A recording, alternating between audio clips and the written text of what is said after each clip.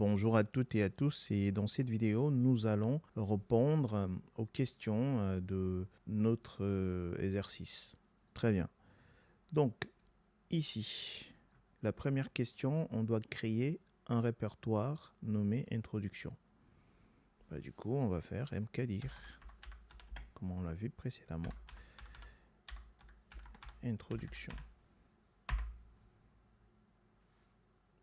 Qu'est-ce qu'il me dit? Not found. Ah oui, je l'ai mal écrit. Oui, c'est mkdir. Et là, j'ai écrit mdkir. Je le refais. mkdir. Du coup, introduction. Je suis fatigué. Entrée, c'est bon. Si je fais ls, j'ai mon répertoire. Très bien. Question 2. Déplacez-vous dans le répertoire introduction. C'est cd. Introduction. Si je fais pwd, je suis bel et bien dans introduction. Troisième question, créer un répertoire appelé Python dans le répertoire introduction. Je suis déjà dans introduction. C'est ça.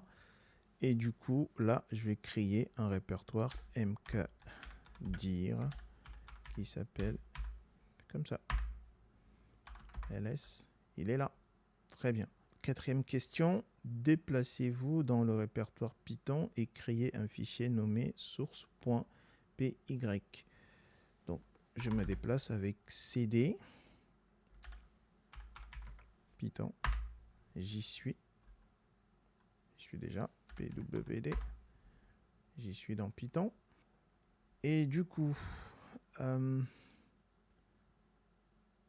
donc on disait, ça c'était la question 4.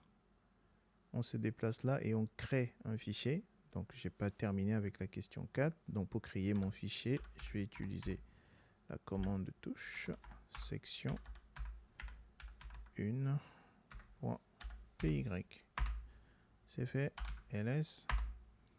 Voilà. Je suis dans Python et j'ai mon fichier. Question 5. Dans le fichier section 1.py, écrivez du code Python qui demande à l'utilisateur d'entrer son prénom et affiche bonjour prénom utilisateur. Donc, je vais utiliser vim section 1. J'entre. Je fais #i. Je passe en mode insertion. Et ici, je crée une variable. Et du coup, je vais stocker, je vais dire entrez votre prénom. On va faire 2 points ici. Je ferme. Et après, je vais faire print parce qu'on m'a dit, il doit dire bonjour. Print. Bonjour. Je concatène. Non. Voilà. Et je vais donc sauvegarder. Je fais écharpe 2 points WQ. Entrée. Très bien. Donc, si j'affiche le contenu de mon fichier, voilà. C'est bon. Très bien. Du coup, à la question... petite précision, j'ai simplement affiché avec la commande 4. Je n'ai pas exécuté le script. J'ai juste affiché le contenu. Ce n'est pas une exécution. Très bien. Donc, dans la question 6, renommer le fichier section.1 en lesbases.py. Donc, c'est move section et je le renomme. Il va maintenant s'appeler lesbases.py. J'entre. Si je fais ls, voilà, il a été renommé. Il s'appelle maintenant comme ça. Regardez, si je fais 4, les bases, voilà, il a c'est la même chose. Très bien. Ça, c'est fait. Question 7. Donc, placez-vous dans le répertoire introduction. Donc, si je veux me placer... déjà d'abord, avant de faire la question 7, je vais exécuter en fait ce fichier-là. Donc, comment on le fait? C'est Python 3, les bases. Donc, il va me demander d'entrer mon prénom, Zachary. Et voilà. J'ai entré Zachary et il m'affiche bonjour Zachary. Regardez, je peux entrer Paul. Il va me dire bonjour Paul. Très bien, c'est fait. Donc, on va donc revenir à la question 7 qui est placez-vous dans le répertoire introduction et supprimez le répertoire nommé Python. On est dans Python. Si on fait PWD, on est là. Donc, on veut venir ici. Donc, c'est le parent, donc CD, 2 points. Voilà, PWD. Je suis maintenant dans Introduction. Maintenant, je dois supprimer le répertoire Python, sauf qu'il n'est pas vide. Donc, on va utiliser la commande rm switch r Python. Entrée, c'est fait. Si je fais ls, c'est fait. Je n'ai plus le répertoire Python. Très bien. Après, question 8. Lister, y compris les répertoires et fichiers cachés du répertoire introduction. Donc c'est ls -là. Voilà. Il a tout affiché. Après, la question suivante, la 9. Créer 2 fichiers sans extension nommés about et index. On a dit que les extensions n'étaient pas obligatoires. Donc, on va utiliser... Voilà.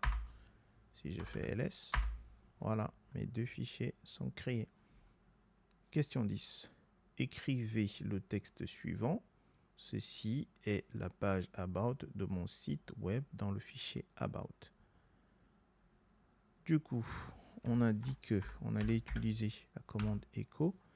On va lui dire ceci est la page about de mon site web. On ferme. Alors, je vous ai dit que j'allais vous expliquer pourquoi est-ce que j'ai fait ça, comme ça. Alors, si je fais ça, ça marche. Mais, alors, je vais vous montrer.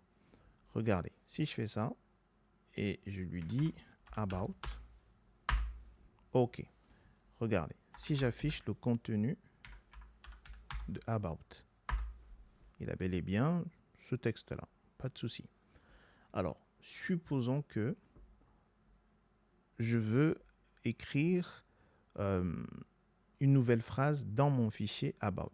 Regardez ce qui va se passer. Si je fais à nouveau echo, je lui dis ceci est un test et je ferme et je fais ceci. Regardez. About. Regardez si je vous affiche le contenu d'About.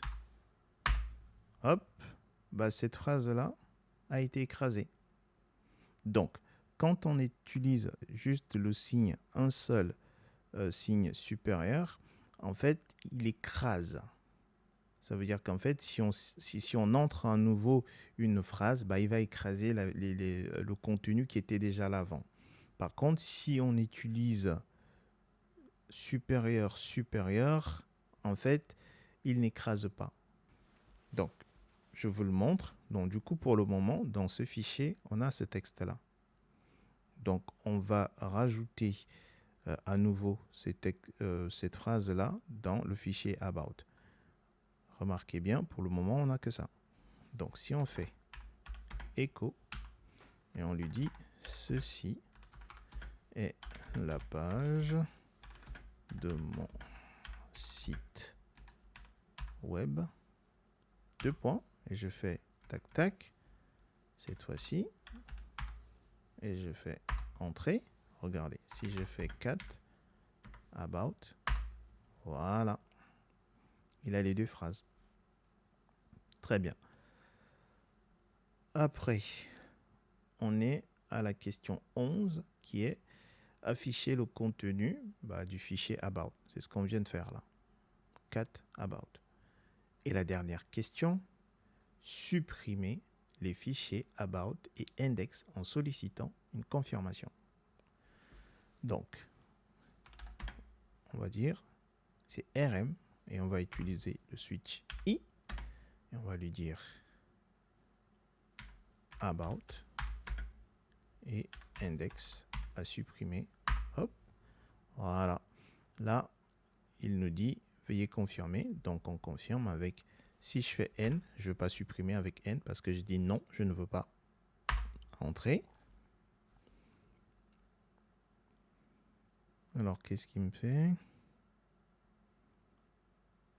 Ah oui, c'est deux fichiers. Oui, c'est normal. Parce qu'en fait, il m'a demandé une confirmation pour le premier fichier, about. Je lui ai dit non, ne le supprime pas. Et regardez.